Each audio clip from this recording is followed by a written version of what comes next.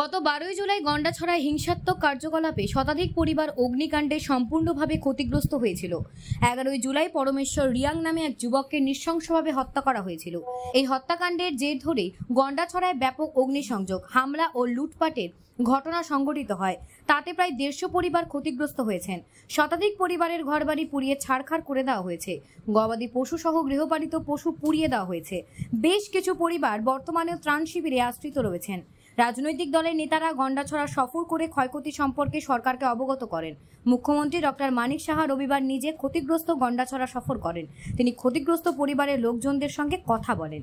সফরকালে সাংবাদিকদের মুখোমুখি হয়ে মুখ্যমন্ত্রী জানান, নিহত পরমেশ্বর রিয়াংয়ের পরিবারকে 6 লক্ষ টাকা আর্থিক সহায়তা প্রদান করা হয়েছিল। মুখ্যমন্ত্রী আরও 4 লক্ষ টাকা আর্থিক ক্ষতিপূরণ ঘোষণা করেছেন।